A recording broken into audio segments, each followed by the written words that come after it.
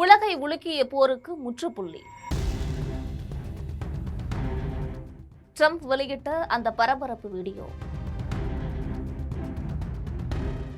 America Iran இடையே 14 அம்ச அமைதி ஒப்பந்தம் கையெழுத்து. உலக நாடுகளுக்கு ஒரு மிக சிறந்த குட் நியூஸ் என்னன்னு கேக்குறீங்களா?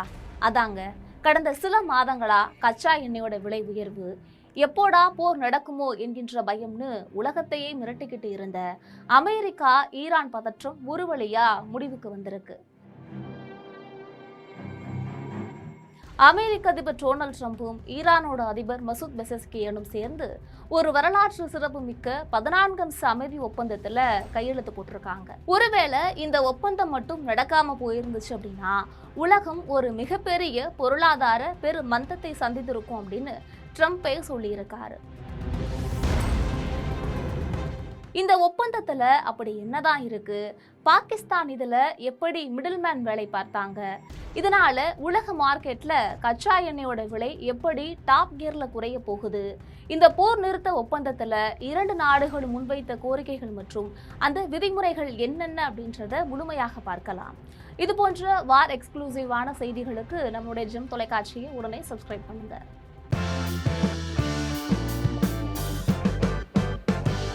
கடந்த சில மாதங்களாக உலக நாடுகளை பெரும் அச்சத்தில் ஆழ்த்தி எந்த நேரத்திலும் ஒரு உலகப்போர் வெடிக்கலாம் என்ற சூழலை உருவாக்கி இருந்த அமெரிக்கா ஈரான் இடையிலான இந்த நேரடி மோதல் போக்கு தற்பொழுது ஒரு சுமூகமான முடிவுக்கு வந்திருக்கு.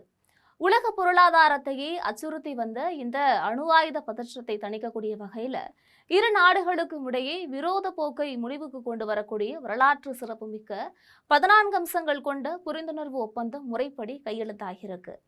பிரான்சில் நடைபெற்ற G7 உச்சி மாநாட்டினிடையே அமெரிக்க அதிபர் டொனால்ட் ட்ரம்ப் மற்றும் ஈரானோட அதிபர் மசூத் பெசஸ்கியன் ஆகியோர் இரு நாடுகளுக்கும் இடையிலான நீண்ட கால பகையை முடிவுக்கு கொண்டு வரக்கூடிய நோக்கத்துல இந்த முக்கிய புரிந்துணர்வு ஒப்பந்தத்துல முறைப்படி கையெழுத்திட்டு இருக்காங்க.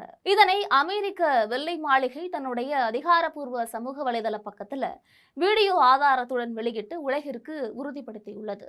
இந்த வரலாற்று சிறப்புமிக்க இஸ்லாமாபாத் புரிந்துணர்வு ஒப்பந்தத்தின்படி லெபனான் உட்பட அனைத்து போர் முனைகளிலும் இராணுவ நடவடிக்கைகள் உடனடியாகவும் நிரந்தரமாகவும் நிறுத்தப்படும் என இரண்டு நாடுகளும் சம்மதிச்சிருக்கு.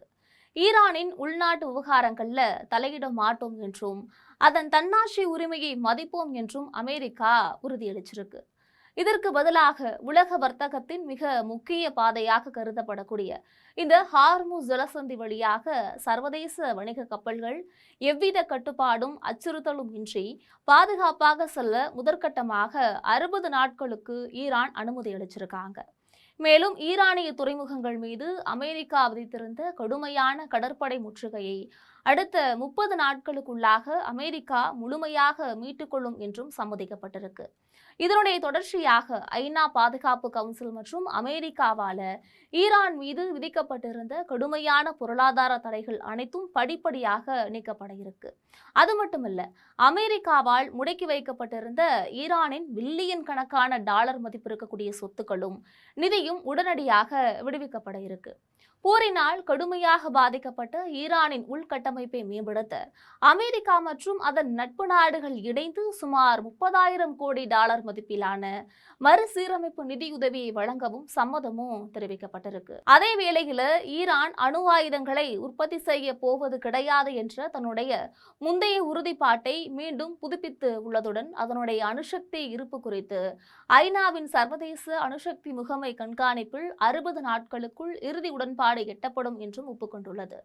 இந்த அமைதி ஒப்பந்தம் மட்டும் கையெழுத்தாகாமல் இருந்திருந்தால் உலகம் ஒரு மிகப்பெரிய பொருளாதார பெரு மந்தத்தை சந்தித்திருக்கும் என அமெரிக்க அதிபர் டொனால்ட் ட்ரம்ப் செய்தியாளர்கள் கிட்ட சொல்லியிருக்கிறாரு. இந்த அமைதி ஒப்பந்த செய்தி வெளியான அடுத்த சில மணி நேரங்களிலேயே உலக சந்தையில கச்சா எண்ணெயோட விலை கணிசமாக குறைந்துள்ளதால உலக நாடுகள் நிம்மதி பெருமூச்சு விட்டிருக்கு. ஆசிய பங்கு சந்தைகளாக இருக்கக்கூடிய ஜப்பான் மற்றும் தென்கொரிய சந்தைகள் முன்னென்றுமில்லாத அளவுக்கு புதிய உச்சத்தை தொட்டு வரலாற்று சாதனையும் படைத்திருக்கு. அமெரிக்கா ஈரான் இடையே நிலவி வந்த இந்த முட்டல் மோதல்களை தீர்த்து இந்த சுமூகமான பேச்சுவார்த்தை நடத்த பாகிஸ்தான் மிக முக்கிய பங்கும் வகித்திருக்கு. பாகிஸ்தான் பிரதமர் ஷெபாஸ் ஷெரீப் இந்த அமைதி உடன்பாட்டை முதல்ல வரவேற்று உலகிற்கு அறிவித்த நிலையில இவர்களுடன் கத்தார், சவுதி அரேபியா மற்றும் துருக்கி ஆகிய நாடுகளும் இந்த அமைதி பேச்சுவார்த்தைக்கு பின்னணியிலிருந்து பெரும் துணையாக நின்றுள்ளன. இருப்பினும் இந்த ஒப்பந்தம் என்பது ஒரு தற்காலிக 60 நாள் வழிகாட்டி வரைபடம் மட்டுமே என்பதால அடுத்த 60 நாட்களுக்குள் இரு நாடுகளும் பேசி இறுதி நிரந்தர ஒப்பந்தத்தை எட்ட வேண்டும் என்ற சவாலும் இதுல நீடிக்குது. ஈரான் இதுல ஏதேனும் விதிமீறல்கள்ல ஈடுபட்டால் மீண்டும் குண்டுவீச்சு தொடங்கும் என ட்ரம்ப் எச்சரிச்சிருக்காரு.